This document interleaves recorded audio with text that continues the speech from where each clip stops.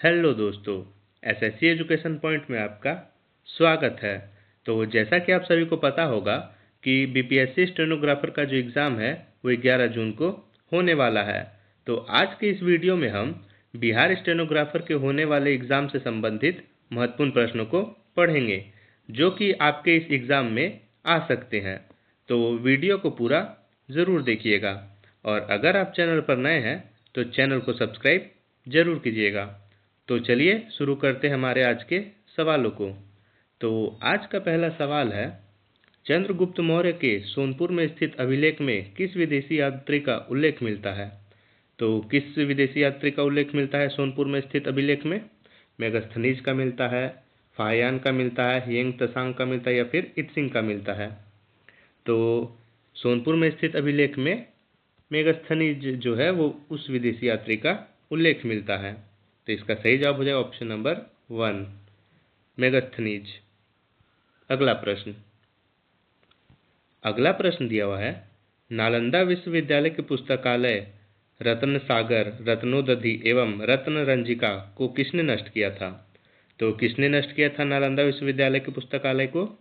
मोहम्मद बिन कासिम ने, महमूद गजनबी ने, बख्तियार खिलजी ने या फिर तैमूर लंग ने? तो नालंदा विश्वविद्यालय के पुस्तकालय को बख्तियार खिलजी ने नष्ट किया था। तो इसका सही जवाब हो जाएगा ऑप्शन नंबर 3, बख्तियार खिलजी ने नालंदा विश्वविद्यालय के पुस्तकालय को नष्ट किया था। अगला प्रश्न दिया हुआ है, बिहार विधान परिषद के सदस्यों का कार्यकाल कितना होता है? तो कितना होता है बिहार विधान परिषद के सदस्यों का कार्यकाल? 4 वर्ष होता है, 5 वर्ष होता है, 6 वर्ष होता है या फिर 1 वर्ष होता है? तो बिहार विधान परिषद के सदस्यों का जो कार्यकाल होता है वो 6 वर्ष का होता है। तो इसका सही जवाब हो जाएगा ऑप्शन नंबर 3। अगला प्रश्न दिया हुआ है, बिहार के मुख्यमंत्री की नियुक्ति संबंधित विवाद पर किस अनुच्छेद के तहत सर्वोच्च न्यायालय में अपील की जा सकती है? तो किस अनुच्छेद के तहत सर्वोच्च न्यायालय में अपील की जा सकती है? अनुच्छेद 143, अनुच्छेद 136, अनुच्छेद 123 या फिर अनुच्छेद 133? तो अनुच्छेद 133 के तहत सर्वोच्च न्यायालय में अपील की जा सकती है। तो इसका सही जवाब हो जाएगा ऑप्शन नंबर 4। अगला प्रश्न दिया हुआ है, बिहार का सकल राज्य घरेलू उत्पाद में तृतीय क्षेत्र का योगदान कितना प्रतिशत है? तो कितना प्रतिशत है तृतीय क्षेत्र का योगदान बिहार के सकल राज्य घरेलू उत्पाद में? तो 58.6 से 59%। तो इसका सही जवाब हो जाएगा ऑप्शन नंबर 3। बिहार का सकल राज्य घरेलू उत्पाद में तृतीय क्षेत्र का योगदान 58.6 से लेकर 59% तक है। तो इसका सही जवाब है ऑप्शन नंबर 3।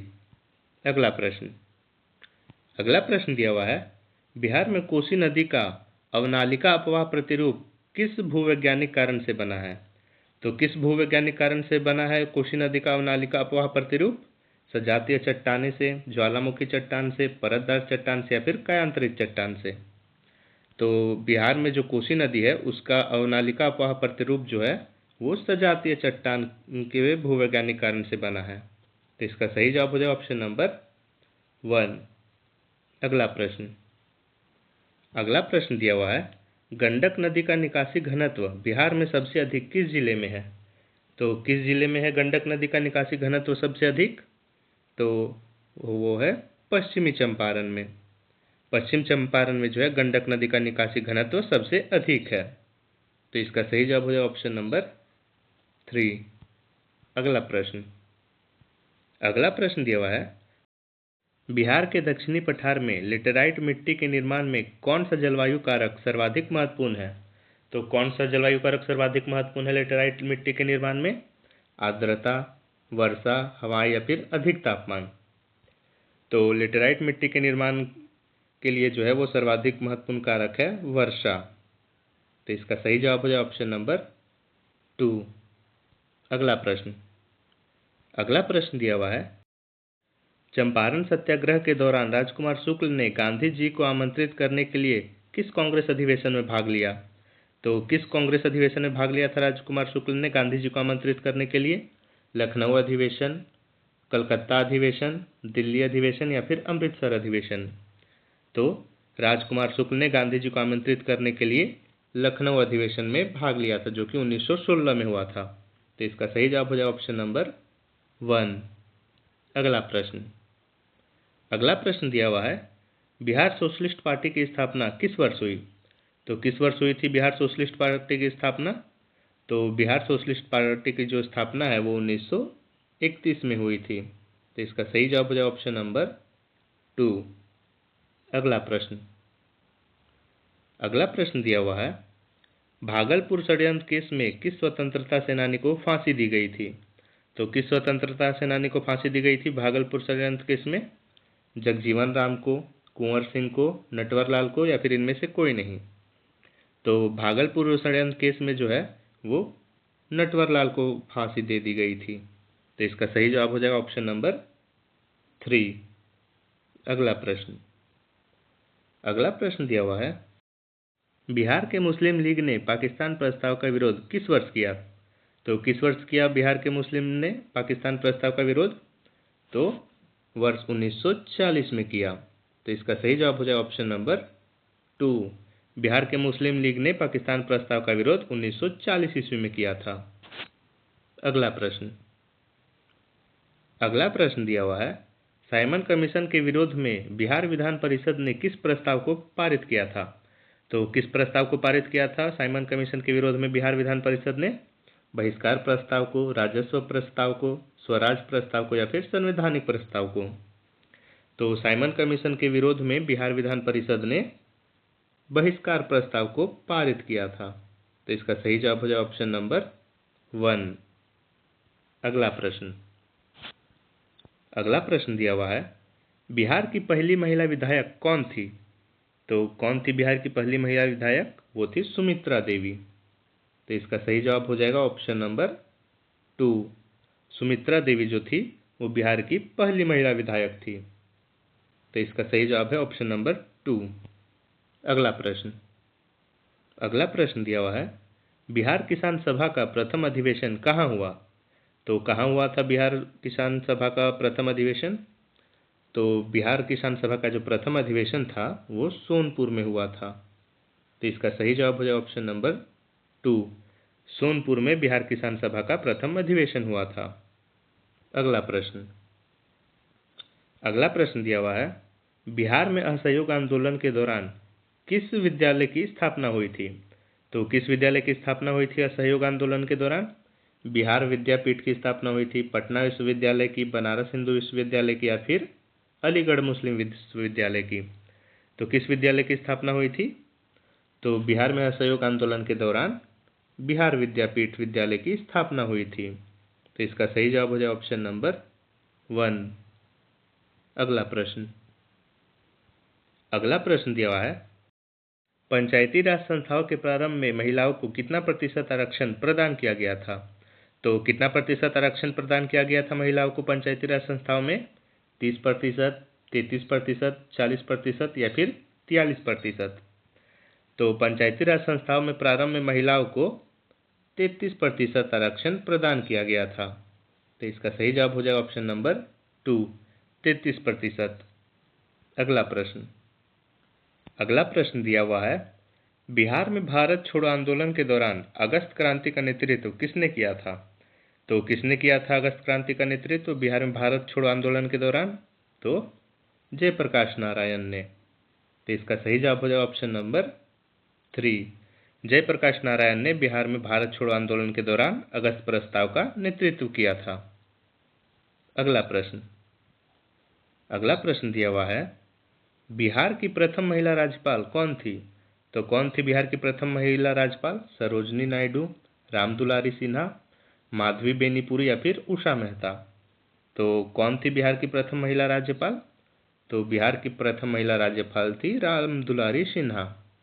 तो इसका सही जवाब हो जाएगा ऑप्शन नंबर 2। रामदुलारी सिन्हा जो है वो बिहार की प्रथम महिला राज्यपाल थी। अगला प्रश्न दिया हुआ है, निम्नलिखित में से कौन सी जानकारी अशोक के अभिलेखों से मिलती है? तो कौन सी जानकारी अशोक के अभिलेखों से मिलती है? जीवन गाथा, आंतरिक नीति, या फिर विदेशी नीति, या फिर ये सभी? तो अशोक के शिलालेखों से ये सभी तीनों जानकारियां मिलती है। जीवन गाथा भी मिलती है, आंतरिक नीति भी मिलती है और विदेशी नीति भी मिलती है। तो इसका सही जवाब हो जाएगा ऑप्शन नंबर 4, उपरोक्त सभी। अशोक के शिलालेख से ये तीनों जानकारियां मिलती है। अगला प्रश्न दिया हुआ है, बिहार के स्वतंत्रता संग्राम में बाबू वीर कुंवर सिंह की मृत्यु कब हुई थी? तो कब हुई थी वीर कुंवर सिंह की मृत्यु? तो वीर कुंवर सिंह की मृत्यु हुई थी 1858 ईस्वी में। तो इसका सही जवाब हो जाए ऑप्शन नंबर 2, बिहार के स्वतंत्रता संग्राम में वीर कुंवर सिंह की मृत्यु 1858 ईस्वी में हुई थी। अगला प्रश्न दिया हुआ है, बिहार में राष्ट्रीय शिक्षा नीति कब लागू हुआ? तो कब लागू हुआ बिहार में राष्ट्रीय शिक्षा नीति? तो 2020 में लागू हुआ था। बिहार में राष्ट्रीय शिक्षा नीति 2020 में लागू हुआ। तो इसका सही जवाब हो जाएगा ऑप्शन नंबर 1। अगला प्रश्न दिया हुआ है, बिहार का पहला समाचार पत्र कौन सा था? तो कौन सा था बिहार का पहला समाचार पत्र? बिहार बंधु, पटना समाचार, बिहार हेराल्ड या फिर आर्यावर्त?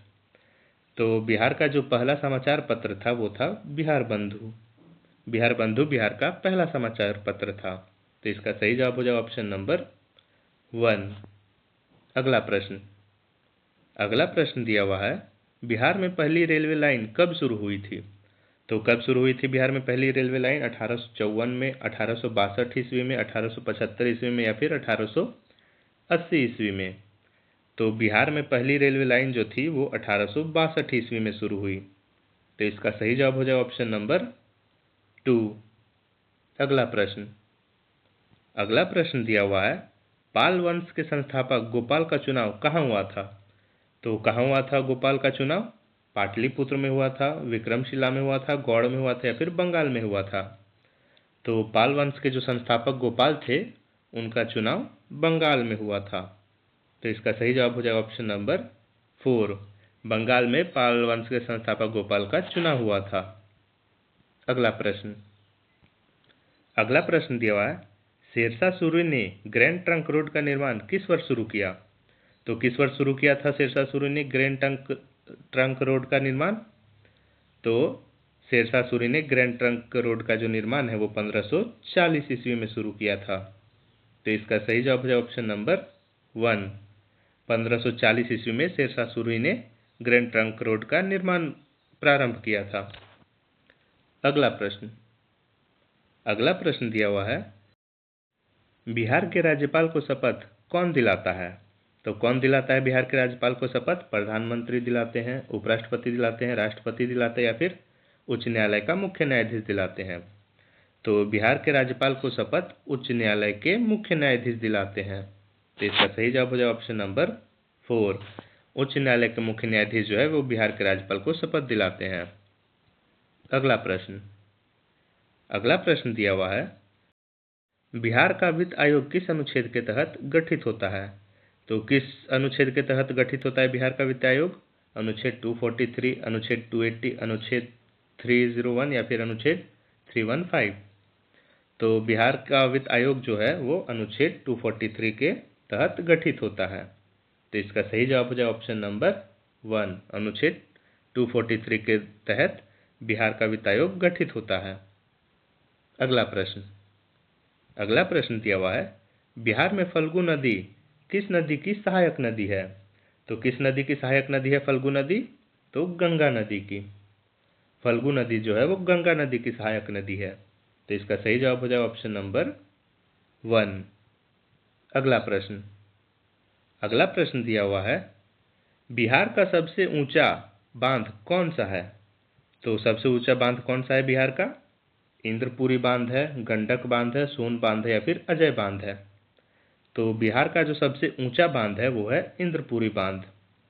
तो इसका सही जवाब हो जाए ऑप्शन नंबर 1, इंद्रपुरी बांध जो है वो बिहार का सबसे ऊंचा बांध है। तो आज का जो प्रश्न है वो यहीं समाप्त होता है। ये थे बिहार स्टेनोग्राफर से संबंधित कुछ महत्वपूर्ण प्रश्न, और डेली ऐसे ही महत्वपूर्ण प्रश्नों को पढ़ने के लिए हमें सब्सक्राइब जरूर करें। धन्यवाद।